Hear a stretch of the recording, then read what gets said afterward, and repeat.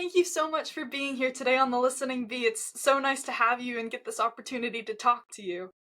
It's absolutely my honor, Beatrix. Thank you for inviting me. Thank you. So, my first question is, can you explain a little bit what intuition is or insight and how you see AIs impacting it? Wow, that's a very beautiful, profound, big question. So let's peel the layers off here a little bit. So what is intuition? And what I like to, because I don't think there's a simple way of defining intuition. But what I like to do is just to give people a key, which is like scientific definition of intuition. Let's start with that. And then I'll go into opening up insight, and then we can talk about AI. So intuition is a definition that I quite warm up to is by a scientist, neuroscientist called Joel Pearson. He's been doing research recently on intuition, and I think his definition helps us to really get grounded in the profound nature of intuition and how fundamental it is to our intelligence. So he defines intuition as being a productive and learned use of unconscious information to take better decisions and actions. So I really like that. And the learned aspect has to do with this definition that many researchers and scientists work with, and practitioners like sports people, artists, and so on. You know how you just train that muscle, intuition. That intuition is developed over time, and you train it over time. And the more experience and expertise or knowledge you have, the stronger it becomes. But I always want to add that sometimes the way to access our intuition is to let go of everything we know and not get too stuck in those patterns that we've already developed. So that's another conversation that might be useful also for the AI answer. But when I started to really seriously look into intuition and explore what it is, that's over 20 years ago. And my initial steps were, practice, diving into research and like really gaining different insights from different cultures, disciplines, schools of thought. And I realized that we have actually different ways of defining intuition. Some definitions are very narrow, as in intuition is an irrational impulse you should never rely on. All the way over to intuition is something woo-woo that hasn't been backed by science. And then somewhere in between, but also in both extremes, you would find really compelling anecdotes and research, sometimes scientific confirmations, but science can't explain everything. That's something we should say already. And especially in the context of intuition, with regards to intuition, consciousness, and the brain, there is actually very little we know in general in the world. So let's just put that out there as a human, humble way of approaching it. But I realized we have many different ways of defining intuition. And after having sort of scanned and gotten this amazing insights from, spiritual leaders, business leaders, scientists, artists, explorers, regular folks like you and I, to understand what intuition is, I kind of took a step back, and I was having most of these conversations in English with the English word intuition, but always coming to my native language, Icelandic, and to the Icelandic word insight, which means intuition in Icelandic. And insight is a beautiful word. So there is so much wisdom embedded in how the word was put together. And the way that I started to approach it and have worked with it ever since is to approach it like a concept, like a framework. So I write insight with a capital I and S. So it's made up of two words, in and saye. In means inside or into, and saye means to see or evokes the sea, the ocean. And so I just thought to myself, wow, that's such a beautiful word. And it holds so much space for our most recent scientific discoveries, research, practice, but also poetry and the spiritual, which is always going to be part of who we are. And especially if we're going to want to learn anything about intuition. So the way that we've developed this concept is to say, insight, the Icelandic word for intuition, means the sea within. And it implies this constantly moving world of our unconsciousness, the world beyond the words, the world of imagination, feelings and visions and things that are about to or can emerge. The sea within cannot be put into boxes or silos because then it ceases to flow. And that's the beautiful poetry that describes so much of our brain and body and how it works together to enable us to use most of our intelligence through, for example, intuition. And then secondly, insight means to see within. So this is where we hold space from the science and research and practice and spiritualism, which says that the very first step for us to have the hope of honing and training our intuition is self-awareness. So self-awareness, metacognition, knowing yourself well enough to be able to put yourself into other people's shoes. And notice how I say that, because we need more empathy. We need empathy to be able to put ourselves into other people's shoes, but we also need to be able to apply it to ourselves. To see within also helps us discern intuition from biases and fears and wishful thinking, and know when to rely on it and when not. And then thirdly, insight means to see from the inside out. And that has to do with having a strong inner compass as you navigate the ocean of life and work. So that's a very long answer. But, I love opening up that both visual, but also sense that there are rhythms embedded in intuition, and intuition is different from our logic of analysis and data, and even if we use intuition to become better at analyzing or creating data. Which brings us to the world of artificial intelligence. To begin with, AI is developing super fast, and it's almost become a word for also lots of other types of technology that is moving really fast and creating quantum leaps in how we are able to create things and think about the world we live in and our place in it. I think that, to begin with, AI can be, and we know this, AI can be very useful. It saves us hours and hours, days and months of work sometimes. It's super fast to collect data, connect the dots and bring it together and create an analysis for us, summary, the things that we need. But it is the same with AI as with all other technology. It's a means to an end. It's not an end in itself. And I think that's so important. So how you meet AI in the moment is super important. So if you do it by being absolutely disconnected from your intuition, emotionally, intellectually, spiritually, however that is, if you meet AI trusting it with all the decisions you need to take, if you outsource your inner wisdom to AI, then it's not very useful for us as humans. And I think, one of the perspectives is to say that AI holds profound possibilities. We know this. And, it's helping us solve lots of problems and challenges and, from climate, health to different decision-making, different things.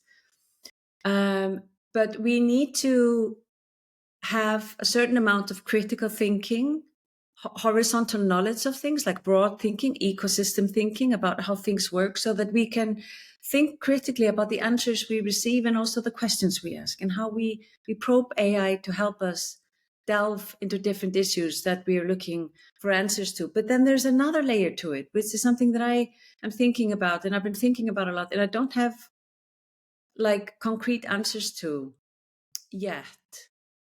But that has to do with our ability to stay on our toes, meaning to be lit up with life, to be fully alive, to be creative, to be receptive, to be giving, to be analytical, to be smart, to be wise, to be generous, all these different things.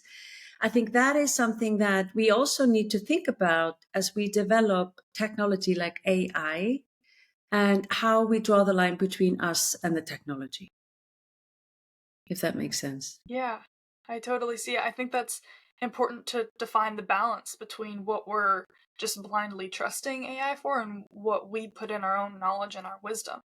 And you talked about how, AI is helping us save so much time. So how do you see us being able to reclaim our time by using AI, but at the same time staying connected to our intuition?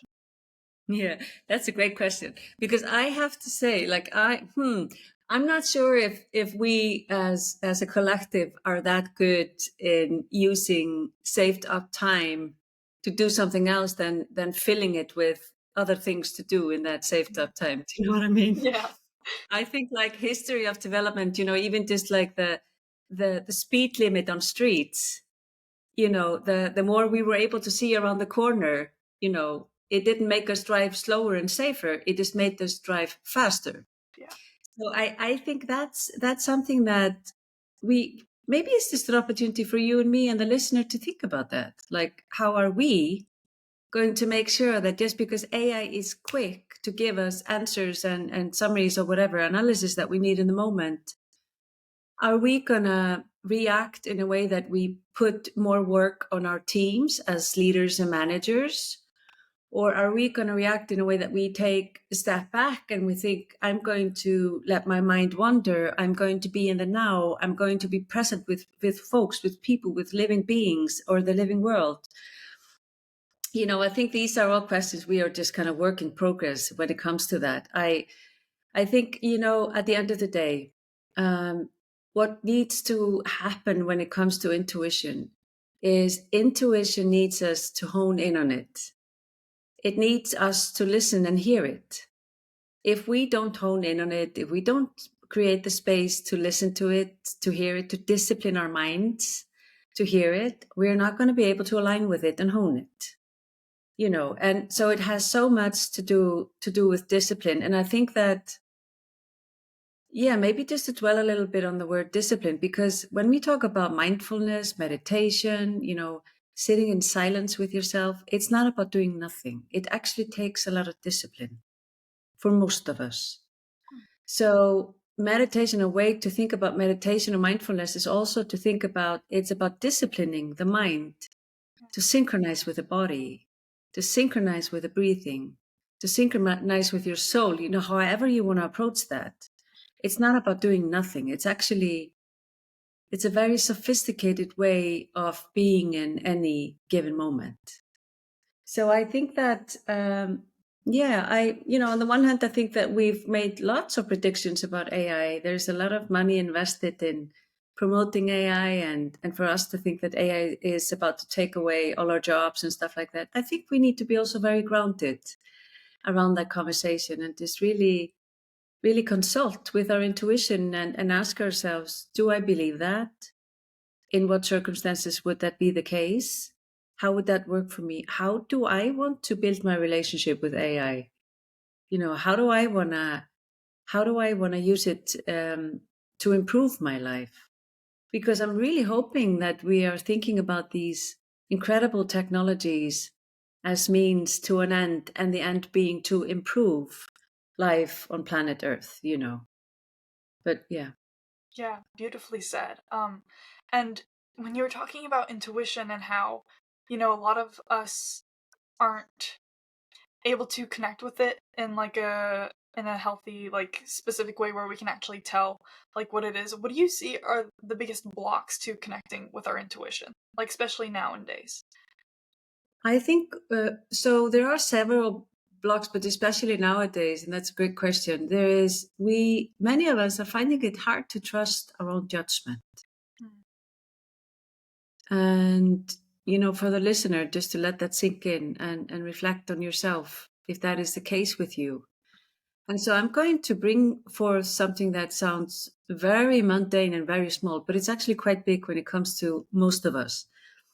If you if you find yourself repeatedly dismissing your experiences of things or how you feel about things, or like pushing something in the background that you don't want to stir the boat, you don't want to say something in the moment, you don't want to face yourself in a situation, different things, the more we do that, the more we risk undermining our confidence in our own judgment and therefore our own intuition. Yeah. So it's quite a big thing, right? So this can apply to our personal lives. This can apply to work. this can also apply to one area but affect the other. It's not like it's two separate boxes all the time. So this is something for people to think about. So I think that the more we outsource our inner expertise to experts, apps, news, Yeah. very different fragmented pieces of information and sources of information, the more we undermine our access to our own intuition. Another thing that comes to mind, which I think is quite maybe obvious to most people, that is the speed and the noise and the fear that easily takes us absolutely into our heads. Our thoughts are just moving at an incredible speed. They're just swirling in our mind, and there is so much noise inside our heads sometimes that we can't even see what's in front of our eyes. There are all these different things. So I wanna say now that it's important for everyone to understand that we all have intuition and we can all align with it and hone it and train it. And almost every moment of every day, almost, not always, we have the opportunity to be more present in these moments. Yeah. And so sometimes if people are feeling, but I can't focus, I can't put my mind on one thing, the key to intuition is attention. And we pay attention with our eyes and ears, but also with our whole body. So how does your skin speak to you? How does your stomach speak to you? How is your heart beating now? Why is it beating like this? Because intuition is an embodied intelligence. It's not just in small parts of the brain. So the more that we are able to, like, let's say you're sitting in a meeting, you're super stressed, you're under pressure, you're wondering what people are thinking about you, you're thinking about how you're going to say the next thing, you start to blush or your heart beats faster, whatever. In all those cases, you are making it a little bit more difficult for you to be aligned with your intuition. So in those cases, I recommend, if you're literally sitting in a meeting, just put both feet on the floor, feel the soles of your feet on the ground, focus on that, feel your body, and just say, trust your body. I trust my body. I've got this. And say your name, like Hrund, in your mind. I mean, you don't say it out loud. People will Think you're a little crazy. yeah. So, but to really just check it, like come home to yourself, like, hi, you're here. And learn to trust your body and learn to trust the wisdom that intuition can help you hone in on, because intuition is not a single island inside yourself. It's something that enables so much of our intellectual faculty to come together in a flow and alignment. Yeah. Yeah, and like you said, so if someone's really having a difficult time connecting with their intuition because of all the thoughts that they have in their head, like you said, like with the meditation, it's self-discipline, because I can imagine that helps a lot to like calm the mind. And Yes. Yeah, exactly. And also just to think about, because I mentioned attention being the key to intuition. Our attention is a super scarce resource. We are aware of about 1 to 5% of everything that we are picking up through every second of every day. wow. And our attention is still, like, consciously and unconsciously, our attention through our whole body is informing our intuition. So becoming the stewards of our own attention is, I think, super important, not only for our, well-being and health and ability to take good decisions, but also to safeguard our intelligence. Like I almost want to say, like, do we want to become dumber? If the answer is yes, then that's it. But if we don't, then think about becoming the steward of your own attention to the extent possible. We have recent research from MIT. We can reference lots of research that support this. But to be able to keep sustained attention is something that is a symbol of clarity in mind. It's something that signifies ability to think deeply. It's something that signifies and exemplifies complex thought processes. It's something that exemplifies an ability to put ourselves in other people's shoes, to understand how we are interconnected and where people are coming from and what they need and what they're trying to tell us and all these different things.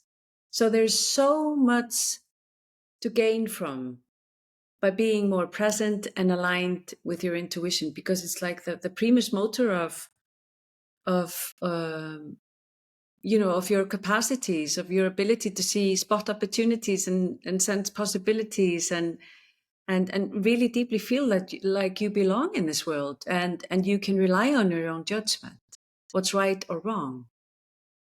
Yeah, I feel like so many people are blocking it right now with all the information around them. Like from my experience with AI and with social media, we're getting fed all this information really really fast, and we think we'll be smart if we go out and learn more, and we're learning all the time. But like you said, it can be the opposite if you actually go inside and you have discipline and have that ability to pay attention for a long period of time. That's Yeah. when the most like emotional intelligence, IQ, everything, settles, which is so interesting to me. Um, and when it comes to creating an environment around us that supports our human flourishing and our ability to have self-discipline and listen to our intuition, how do you see us being able to create that in relationship with AI? So you just mentioned things like we equate being smart with having lots of information, like filling our minds with lots of information. Yes. So one of the things that come to mind is AI can bring us lots of information in seconds, moments. Um, our intelligence, our genius, our human genius, does not come from endlessly filling our minds with information, but it comes from knowing how to dive into a subject and collect information, to see the big picture and go into details, but then also to switch over to an entirely different rhythm, which is to go wash the dishes, go for a run, have a laugh, rest, do something entirely different. So switching between these two rhythms of an analytical thinking and intuitive thinking is something that is, for example, something that characterizes our greatest minds in the world today, according to research, which are Nobel laureates.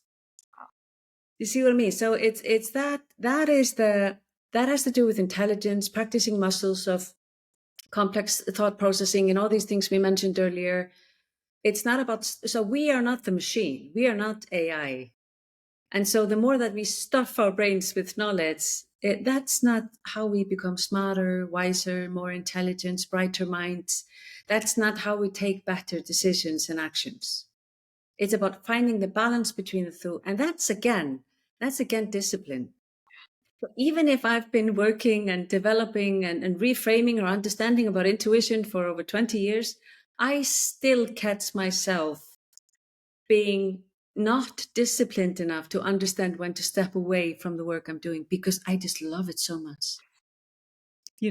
But there are limits to how you can stuff your brain, right? Because then it lowers the quality of the work of the brain, also lowers. And one another thing about the brain is, my great colleague, neuroscientist, Dr. Rebecca Granger Ellis, whom I also interview in my book, she has a wonderful way of approaching this. She's like, we've misunderstood the brain. We think the brain is first and foremost for thinking. It's not.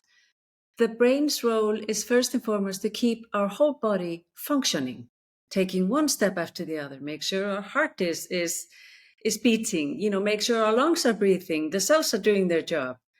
If we put too much load on our brain, we put a strain on this fundamental activity of the brain, and we talk about burnout or cooling down.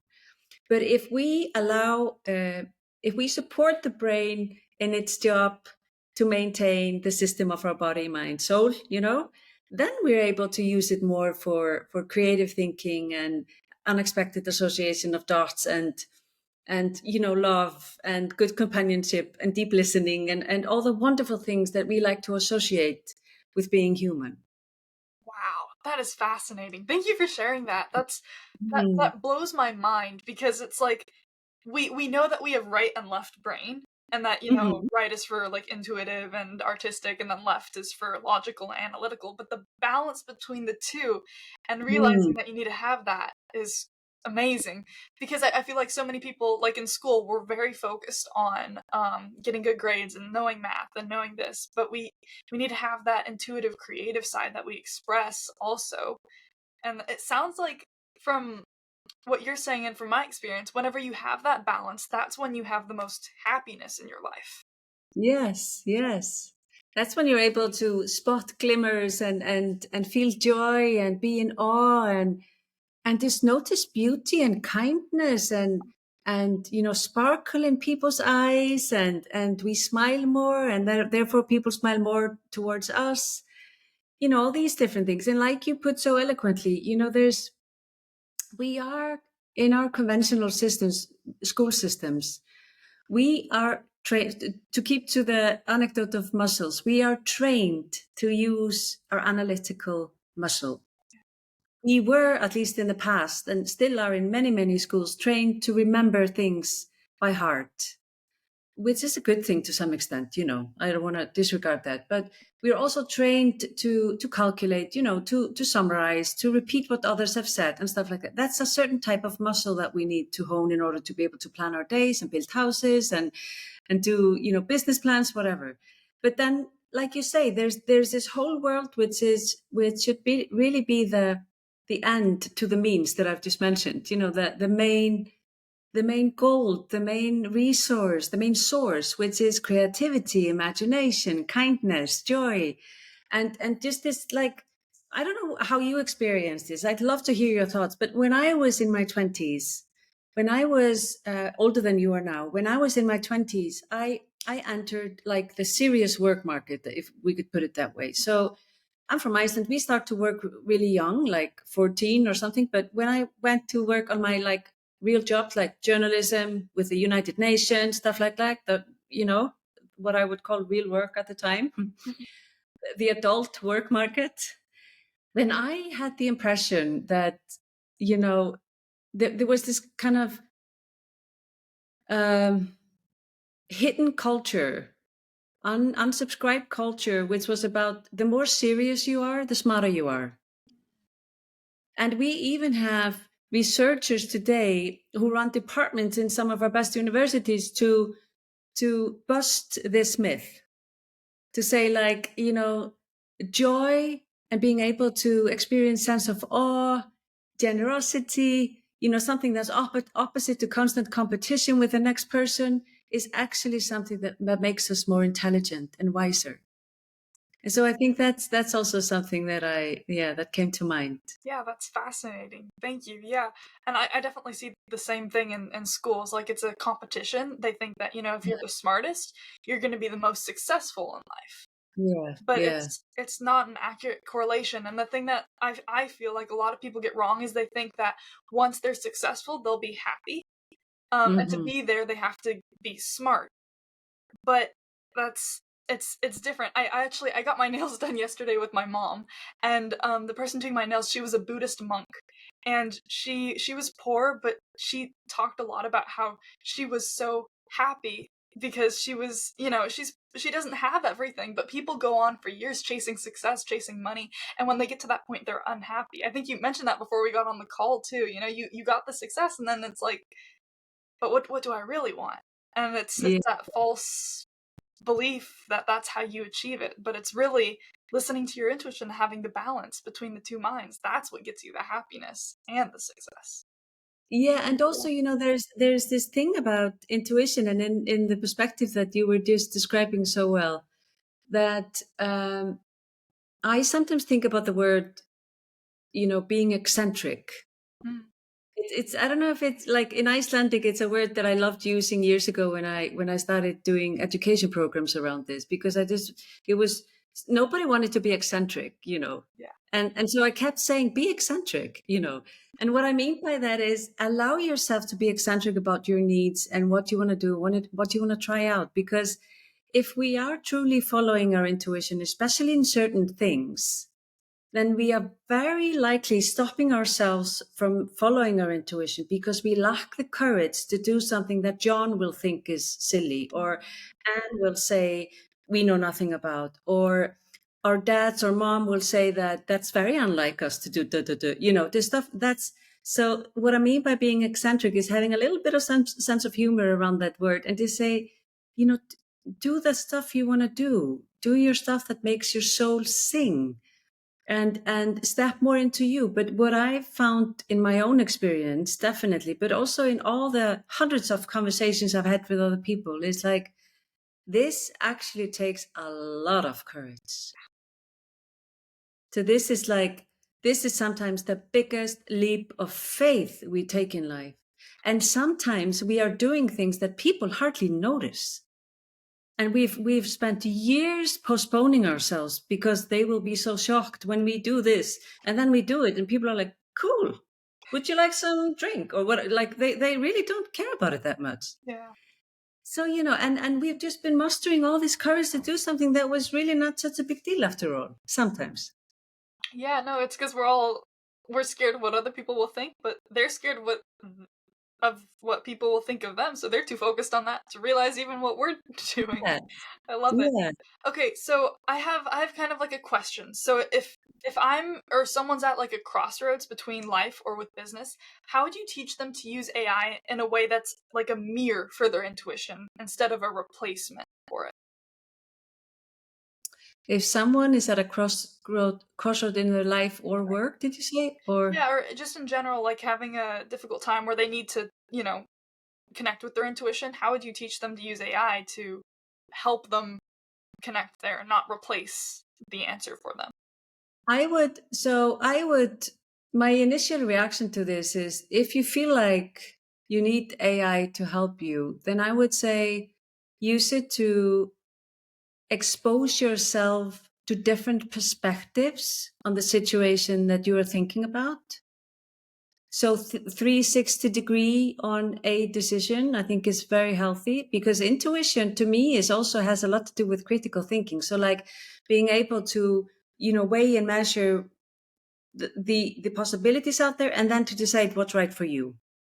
So that's one thing. So ask AI to help you expose yourself to different perspectives and opportunities and possibilities and pros and cons to a situation. And then I can also imagine that sometimes people feel something, they feel it, they sense it. Sometimes we hear sound, sometimes there's color, there's just an uneasy feeling or a great feeling, but we can't put it into words. And that's very typical for intuition. And sometimes it takes hours, days, weeks, sometimes years. For example, my work on intuition took me years to put into words. So sometimes I can imagine that people think, I'm going to ask AI to help me put this into words. So if that is something that you find helpful, then my message would also always be like, first, give yourself time to allow the words to come. So just to say, like, the sea within, that is our unconscious mind, which is like 95 to 99% of all our consciousness. It's like where most of the things happen. Give yourself time, allow time to work with you, to allow things to come to the surface of your sea within, so that you can start to put it into your own word and really put in the craft and the labor and the love of creating your own words around that. But I suspect some of the listeners are like, oh yeah, that's nice, but I don't have any time for that. So then I would say, if you want to ask AI to help you elaborate that, then just start writing. And it can actually be quite helpful to say, like, I'm feeling this, I'm doing this, can you help me put this into words? And then be very eccentric about the answers that you receive. Because if AI comes with a description that you don't fully align with, then don't just stop there. Continue to ask. And the better you're able to form your questions, the better you're able to sharpen your inner compass, your pencil, your intuition about the things that you are sort of brewing inside you. Yeah. Oh, that's super interesting. And I love the idea of using AI as a tool for you to decide what's right for you. Like, you don't Yeah, just blindly, like, exactly. go, "Okay, I trust this, sure, we'll do with it, we'll try it." No, you take a pause and you go, "Okay, does this feel right? Yes, no, no," tweak it, and then until you get to Yeah, yeah, thank you. yeah, yeah. Yeah. Because you know that thing with intuition is that it is no one can be your intuition for you. And if you ever find yourself stripped of everything, all your material belongings, all your loved ones, the ground beneath your feet, your greatest sense of direction and security will always come from within you. That is what we know from timeless wisdom, today. This is what is good to know. Like, fall back on that and just do that for you to sharpen that inner anchoring. And maintain that relationship that you have with your intuition, a well-honed intuition. It's that's another thing. It's important to know how to hone it. But yeah, so I think that's if AI can help you do that, then I think that's a great thing. And when you really work in an authentic, creative way, if you're a leader as opposed to a manager, if you're really putting out a vision and people are following you, then honing your intuition and being able to use AI to kind of make a more informed decision around things. But then it's up to you to create the vision. AI is not going to create a vision for you. It's not going to be the creative, it's not going to be the artist for you, but it can help you inform your artistry or inform your vision or inform your decisions. But yeah, always coming back to yourself is super important. That's beautiful, and it's so comforting too to know that you're always there for yourself. And it seems like everything, like I've studied a lot of things, stoicism, psychology, all of this, it all goes back into going into yourself. So it's like a Yeah. common thread between everything. Yeah, Yeah. it is, isn't it? And also maybe just because I've recently been kind of exposed to many examples where we are sometimes confusing. Like, I just want to make sure that we're not confusing that when we say coming back to ourselves, it's not about just thinking about me. Hmm. When we are deeply aligned with intuition, we innately get how everything is interconnected. It's our biblical cord to the forces of life and the rhythms of life. Whether you explore this through the lens of neurology and neuroscience, and you understand that we co-regulate as a species. We die if we don't have another being to co-regulate with. That's how dependent we are on each other, not just to have social companionship. It's really about our cells being able to do their job, all the way up to how we are part of nature and nature is part of us. And I think that many of us have forgotten about that in today's world, and just I'm so happy to see all the research coming up and all the sharing of stories of how nature actually regenerates us and gives us energy and brings on hormonal balance when we are out of balance, when it can cure anxiety and stress and all these different things. There is just so much to understand about how everything is interconnected. And when we do that, we navigate differently. We shift the center of gravity inside us. There's a different way of finding our ways around the world when we understand that everything is interconnected as opposed to thinking it's not, you know. Beautiful. I love your definition of intuition the best, like a biblical cord connected to everything. Like it Yeah. finds you. Yeah, I love it. Um, so is there anything like is there a question that I should have asked you that you think is really important to talk about, or is there anything else you want to share? As we meet today, I'm sitting in my flat in Berlin and it's raining outside. And I've just recently said goodbye to my daughter and her two friends who walked out into the day with a smile on their face and they're just about to explore the city.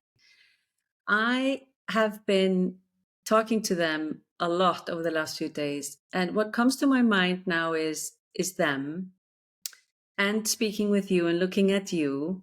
and remembering how I was when I was your age, I think what I would like to add is really the most precious thing that you, the listener, can do right now is to stay with your thoughts, pay attention to what it is that you're paying attention to, and take time to observe that. What is it? How do you see the world?